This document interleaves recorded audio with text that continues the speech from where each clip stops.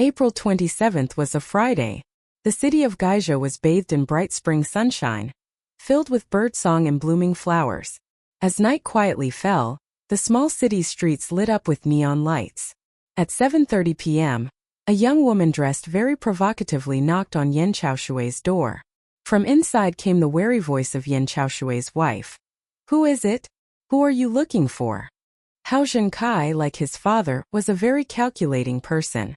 Initially he had not wanted to let Zhu Jingmei participate in his activities, but after careful consideration, he felt that as a woman she had natural advantages and was less likely to arouse suspicion. Moreover, she was the person closest to him and would not betray him at a critical moment. So he allowed Zhu Jingmei to join their operation. She indeed performed outstandingly and became Hao Zhensai's capable assistant. "We are friends of Director Yan. We have something urgent to discuss with him," the young woman replied in a very gentle voice. She was Zhu Jingmei. The door slowly opened. Entering the room were Hao Zhensai, wearing sunglasses, Li Dafa, and Yi Tianhe, three men. Zhu Jingmei quietly slipped away. Yan's wife clearly heard a woman's voice at the door, yet the ones who entered were several men. Her face showed obvious displeasure. She neither offered seats nor poured them water. Hao Zhensai felt displeased and said with a dark expression, "Living quite comfortably, huh?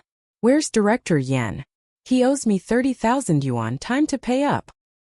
He sat down uninvited on the sofa, crossed his legs, while his two subordinates stood neatly at attention beside him. "He's out. Some manager in the city invited him to dinner. Not sure when he'll be back," Yan's wife replied, her tone neither humble nor overbearing, carrying both a hint of showing off and a clear intent to see them out. Hao Zhensai said coldly, "No matter how late, we'll wait right here today."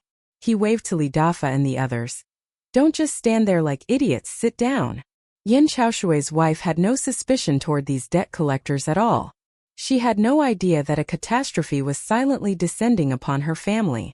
After sitting awkwardly for a few minutes, Hao Zhensai gave the other two a look. Li Dafa and Yi Tianhe moved toward Yan's wife together. "Sorry to trouble you, but the main reason we came today is to get the money. Once your husband returns and pays the debt, we'll let you go." Yan's wife thought they were just trying to intimidate her and did not resist. Li Dafa pulled a bedsheet from the couple's bedroom, cut it open with the dagger he brought, and tied her legs together. Hao Zhensai said to her in a deceptively gentle tone, "We'll wait together for Director Yan to come back. Once he returns the money to me, I'll release you." Yan Chaoshui's 17-year-old daughter was doing homework in her room. Hearing noises in the living room, she called out, "Mom, what are you doing?" and walked into the living room. Hao Zhensai ordered Li Dafa, "Tie her up too." Li Dafa tore another bedsheet with his dagger and bound the girl's legs as well. At the same time, they sealed both mother and daughter's mouths with duct tape. At this point, Yan's wife finally realized the gravity of the situation, but it was already too late. About an hour later, around 8:30 p.m., there was the sound of a key turning in the lock outside. Hao Zhensai knew Yan Chaoshui must have returned. He signaled to Li Dafa and Yi Tianhe and whispered, "He's finally back." The three quickly positioned themselves by the door. As soon as Yan Chaoshui unlocked and stepped inside, he was pinned down and tied up with bedsheets. "Director Yan, I've come to collect my debt. Today, if you return the 30,000 yuan you borrowed from me, I'll spare the lives of your entire family. Otherwise, don't blame me for being ruthless," Hao Zhensai said in an eerily sinister tone. Yan Chaoshui understood the mortal danger his family was in. He tried to stall for time and spoke every soft word he could. "I'll definitely gather the money for you tomorrow. Please let my family go." Hao Zhensai's thin, dark face showed a grim smile as he paced the living room. In a hard voice he said, "There is no tomorrow, only today. Bring out all the cash and bank books in the house." Yan Chaoshui said sincerely, "We're just salaried workers. There's absolutely no savings at home." Hao Zhensai narrowed his already small eyes and said meaningfully, "There's no such thing as absolutely in this world. Discussing this is a waste of time. I believe it's better to keep the green hills so you don't run out of firewood. Money is earned by people. With people alive, there's always a way to make more." Yan Chaoshui knew he was in mortal peril.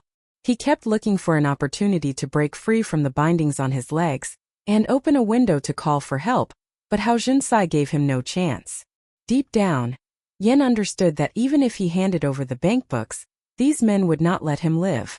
It continued until midnight. Seeing no more money could be squeezed out of Yan Chaosui, Hao Junsai ended the game. In front of Yan, Li Dafa and Yi Tianhe murdered his wife and 17-year-old daughter, and finally killed Yan Chaosui himself. Afterward, the three devils ransacked the house, taking more than 8,000 yuan in cash, 2 mobile phones and 3 pieces of gold jewelry. They cleaned up the scene and fled. On July 27th, another Friday night, this time Hao Junsai brought in his fellow villager Li Zhongsen. Although nearly 50 years old, Li Zhongsen was even more ruthless when committing crimes than younger men.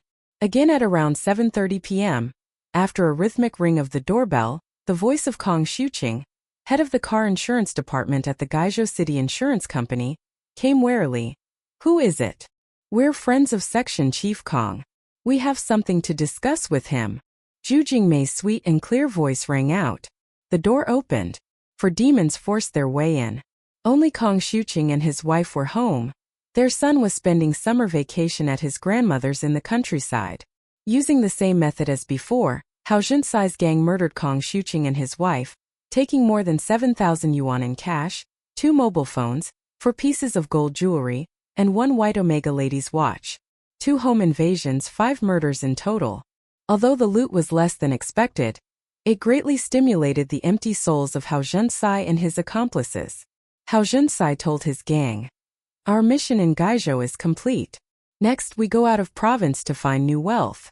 I hear Weihai in Shandong has a strong economy. Our next target is Weihai. Then we'll gradually kill our way across the whole country." On the morning of August 11, 2003 at 6 a.m., Hao Junsai, Li Dafa, Li Zhongsen, Yi Tianhe, and Zhu Jingmei arrived in Weihai. They disembarked at 6:30 a.m., had a simple breakfast at a small seaside hotel, and strolled along the beach. "Weihai is so beautiful. Fresh air, quiet environment. I could live here for the rest of my life," Zhu Jingmei said sincerely. "Once we have a lot of money, I'll buy a small building here in Weihai. We'll retire here. Then you can give me a few beautiful children." Hao Junsai spoke absent-mindedly while carefully observing the surroundings. Zhu Jingmei said happily, "I'll give you a son." That afternoon, Zhu Jingmei checked into 3 rooms at Xinghua Hotel. The next morning, she went to a real estate agency and registered. The agency introduced them to landlord Ma Shirshan, and Zhu Jingmei rented room 603 from him. A week later, Hao Junsai selected Huanyu Gold Store as the target. Located in the bustling downtown area, he believed the busiest place was actually the safest for committing the crime. After choosing the location in Weihai, feeling short-handed, Hao sent Li Dafa back to recruit 1 more person. Li Dafa brought back Jin Songgoe, who arrived without registering and shared a room with Li Zhongsen. Every day Hao Junsai sat in room 603, observing the security guard's routine at Huanyu Gold Store and the surrounding activity. Only when he felt completely certain did he decide to act. On the afternoon of September 7th, Hao Junsai said solemnly to his accomplices, "We move tonight. I'll stay here and direct by phone. Jingmei, go to the pier and buy boat tickets to Dalian for 9 p.m. tonight. The 4 of you divide the tasks. Be cautious, clean, no sloppiness." Privately, he told Li Dafa, "Tonight's job, make sure Jin Songgoe gets blood on his hands. Pull him in completely so he won't betray us later." Her mother pretended to be deaf and mute. Her sister-in-law said enthusiastically, "She's been away for months and hasn't come back." The auxiliaries reported back, "Zhu Jingmei is not at home." Was the intelligence wrong? Investigators continued secret inquiries. Some villagers said, "I clearly saw her return, she must be hiding inside." The task force commander said, "You've alerted them. Zhu Jingmei is likely taking countermeasures. The most important thing now is to locate her immediately. No mistakes." Investigators secretly asked around the village, "Who is Zhu Jingmei closest to among her relatives?" Villagers replied, "She's closest to her second sister, Jing Gwen." "Does Jing Gwen live in the village?" Jing Gwen and her husband are up in the mountains raising silkworms. Several young detectives climbed halfway up the mountain and found a small wooden shack where Jing Gwen raised silkworms. Jing Gwen was picking oak leaves, Her husband was washing silkworm cocoons. Has Zhu Jingmei been here? The detectives asked. Jean Gwen, in her 30s, simply dressed, face weathered and tanned, looked far more dignified and steady than Zhu Jingmei. She answered timidly, eyes downcast. Jingmei has been away for months. She hasn't come back. Zhu Jingmei is connected to several major cases. Harboring a fugitive is a crime. If you see her, you must report it to the police station. After some legal education and persuasion, it became clear Zhu Jingmei had not hidden at her sister's silkworm shed. The police have surrounded the area. We have to find a way out. Hao Jinsai's voice came low, as if rising from underground, making Zhu Jingmei shudder. Faced with the imminent danger of arrest, Zhu Jingmei waited helplessly for Hao Jinsai's decision, terrified and at a loss. Her eyes were full of pain and sorrow. She gazed carefully at the man she had loved wholeheartedly for 3 years, Hao Jinsai, and gave a sad smile. There's no way out anymore.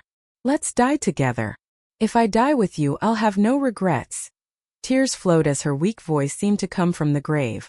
Hao Jinsai frowned deeply, thinking hard, but remained silent for a long time. Seeing he had no intention of dying with her, the deep affection in Zhu Jingmei's eyes faded. Then you go, escape alone, she said faintly, voice hoarse from sobbing. Hao Jinsai stared at her without speaking, looking extremely awkward. He rubbed his hands vigorously. He hated these sentimental scenes. After more than 10 minutes that felt like a century, he took out a small paper packet from somewhere and solemnly placed it in her hand. With sorrow he said, I kept one packet too. Only use it if there is absolutely no other choice. In that silent moment, Zhu Jingmei didn't know what he was thinking. She stared at the bulging vein on his forehead, heart pounding. All their past vows of love seemed to vanish like clouds in the sky. Trying to appear calm, she said, If it truly comes to that, I'll keep our gentleman's agreement. Taking me with you would make us too conspicuous, we'd both be caught. I don't want to hold you back. Go ask my second sister for a way out. Zhu Jingmei wept bitterly, unable to finish her sentence. She knew the packet contained poison. She seemed to see the end of her life. The blood-red sunset sank. A cold wind blew in through the window. Hao Jinsai shivered, realizing he was already trapped in the police net. He needed to leave quickly. He stood up abruptly, looked around at the deathly stillness, gazed at Zhu Jingmei's pale, haggard, yet still lovely and helpless face, full of anguish and despair. He wanted to embrace her one last time, but he didn't. Hardening his heart, he slipped away alone into the night.